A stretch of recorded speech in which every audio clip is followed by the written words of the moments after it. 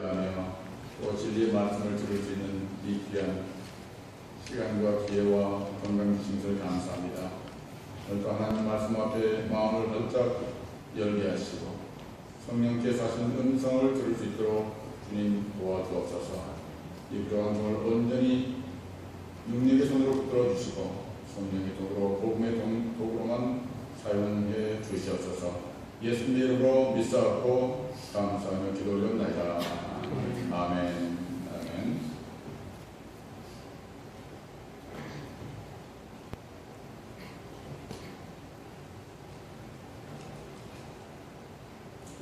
러시아에 세계에서 유명한 그 문어가 계시죠.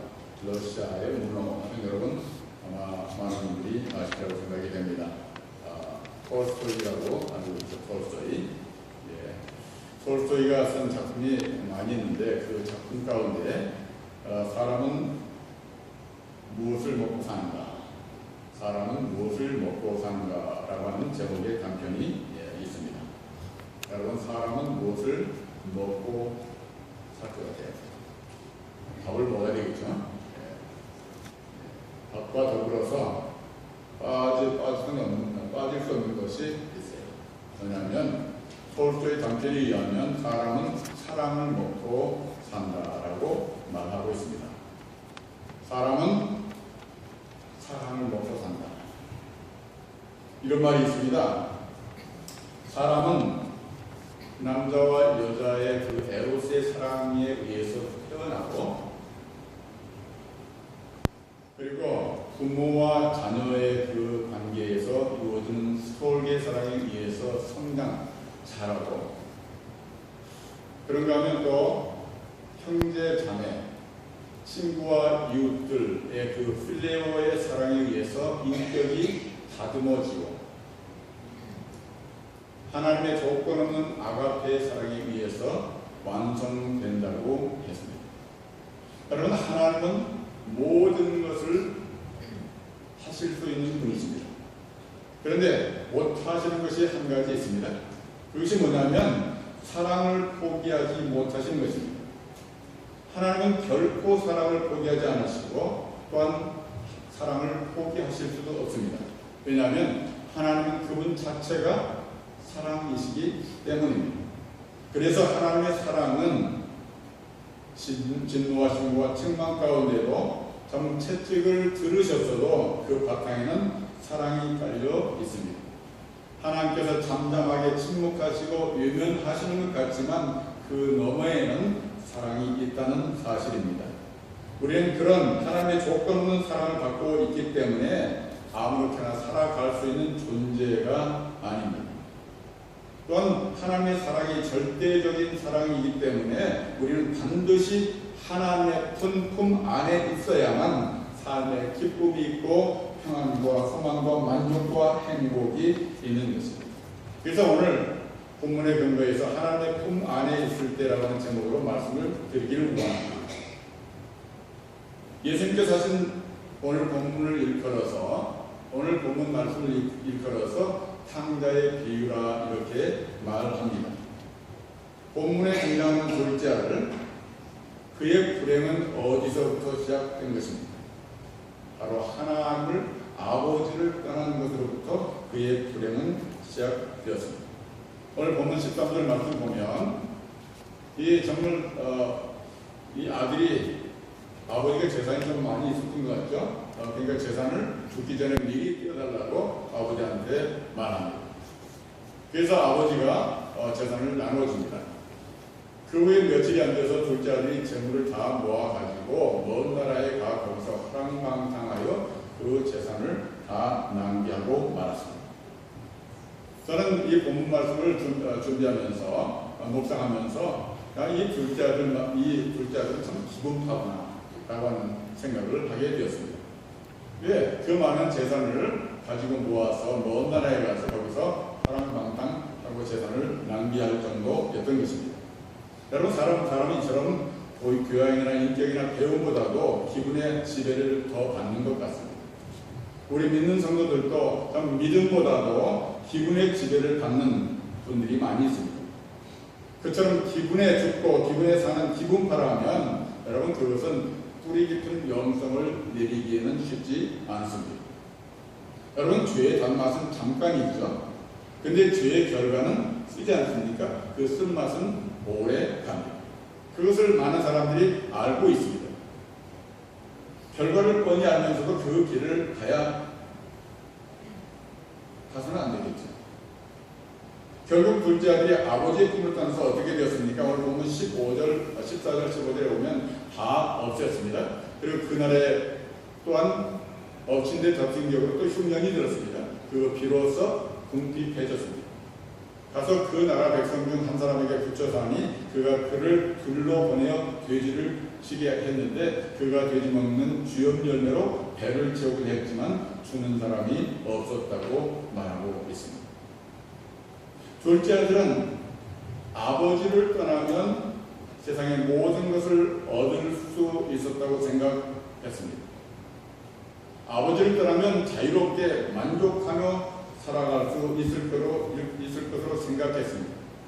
그러나 그는 젊음도 건강도 재산도 기쁨도 행복 다 잃어버리고 결국 멸시와 전대 가난과 고통뿐이었던 것입니다. 여러분 그렇습니다. 하나님을 떠난 사람, 하나님을 떠난 가정은 길이 보이지 않습니다. 하나님을 떠난 민족은 되지 않습니다. 여러분 구약성경에 보면 사울 왕과 다윗의 이야기가 나오고 있습니다. 사울 왕은 하나님을 떠나면 처음에는 겸손해서 왕으로 세워졌습니다. 왕이 되고 난 다음에는 하나님을 멸시하고 하나님을 떠납니다. 그래서 그의 삶은 점점 약해집니다. 그런데 기분 따라 살지 않은 다윗은 점점 강해집니다. 오늘 보면 사무엘하 3장 1절에 보면 다윗은 점점 강하여 가고 사울의 집은 점점 약해져 갔다고 기록하고 있습니다.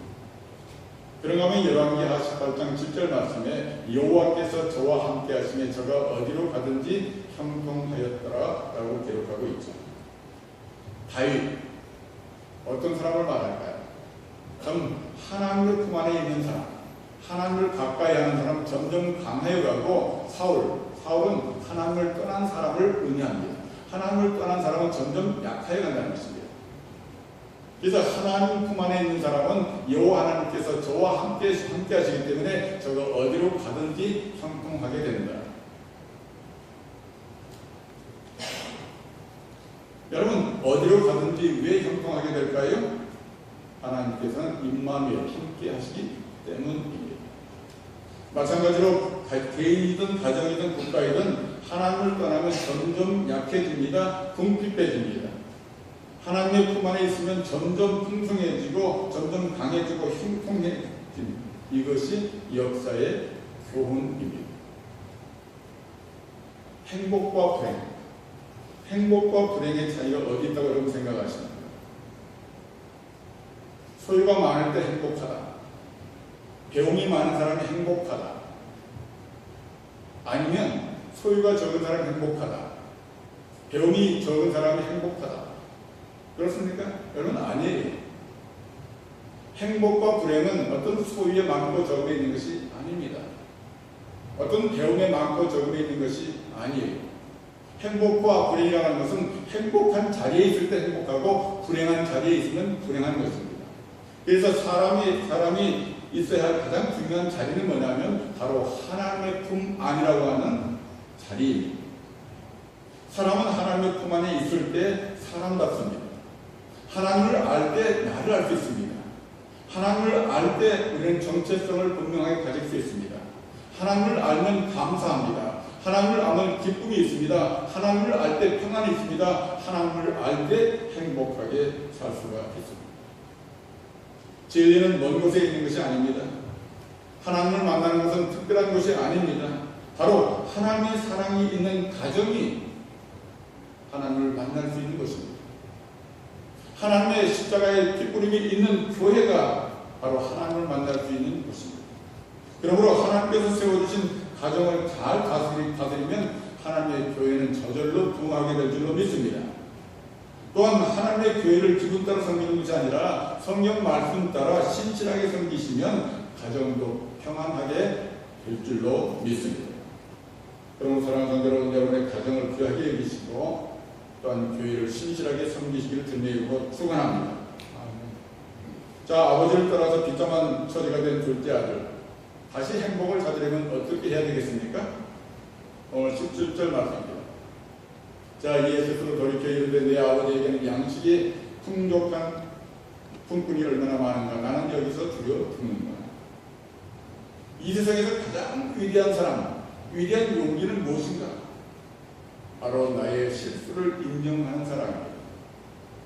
나는 죄인이라고 인정하는 사람이 가장 용기 있는 사람입니다. 여러분, 회개는 무엇인가? 아버지의 은혜가 소중한 줄 알고 돌이키는 것입니다.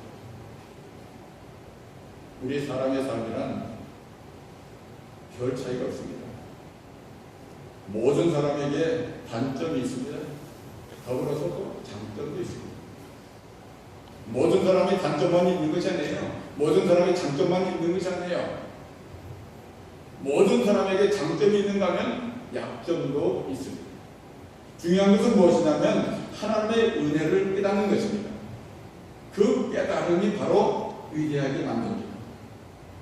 우리가 하나님의 은혜를 깨닫고 돌이킬 수만 있다면 바로 그때 살아계시고 크고 위대하신 하나님을 만나게 될 줄로 믿습니다.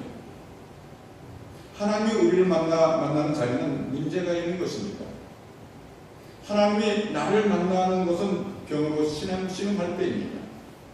실패하고 절망 가운데 있을 때 하나님을 만날 수 있는 것입니다. 하나님을 만나는 것은 문제와 흠이 없는 것이 아니라 나의 허물과 나의 실수와 죄인이라고 하는 사실을 깨닫고 주님 앞에 고백하는 것입니다. 그러므로 사랑하는 성도 여러분, 우리에게 고통이 있다는 사실을 알고 보면 얼마나 감사한 일인지 모릅니다. 고통이 있어도 우리의 교만이 한글 찔 듯한데, 여러분, 고통이 없었다면 어떻게 되겠어요? 정말 내가 지금 이렇게 된 것, 고통이 있고 어려움이 있었기 때문에 다듬어져서 이 모양이라 됐지, 어려움이 없었다면 여러분 가만히 것입니다. 그래서 고통은 나를 과거보다 더 나은 사람으로 변화시키는 도구였다고 하는 것을 깨닫게 합니다. 그런 의미에서 아버지의 품을 떠난 사람에게 인생의 기근과 흉년과 배고픔과 고통, 멸시와 천대는 바로 아버지께로 돌아오도록 하기 위한 꼭 필요한 조치인 것입니다. 바로 이것이 하나님의 사랑이라고 하는 말씀입니다. 그러므로 여러분이 혹시 지금 어렵고 답답한 상황이 있다면 지금이 바로 하나님을 만날 기회라고 하는 것을 깨달으시고 감사하시기를 바랍니다. 여러분, 다니엘은 사자굴 속에서 하나님을 만났습니다. 여러분, 엘리야는 죽고 싶을 때 하나님을 만났습니다. 제자들은 예수님께서 달리신 십자가를 보고 절망 중에서 에마오 고개를 넘어가면서 부활하신 예수 그리스도를 만났습니다. 지금 여러분 앞에 있는 어려운 현실, 어떤 실패를 했는지 모릅니다. 어떤 멸시와 왕따와 정말 상처가 있는지 모릅니다. 어떤 절망 가운데 있는지 모릅니다. 그러나 그것은 우연이 아닙니다. 그것은 우연이 아니고 바로 그 속에 하나님의 부르심과 하나님의 초대가 있다고는 말씀입니다. 그래서 둘째 아들은 다시 아버지를 찾기로 결심하죠. 18절, 19절 말씀 보겠습니다.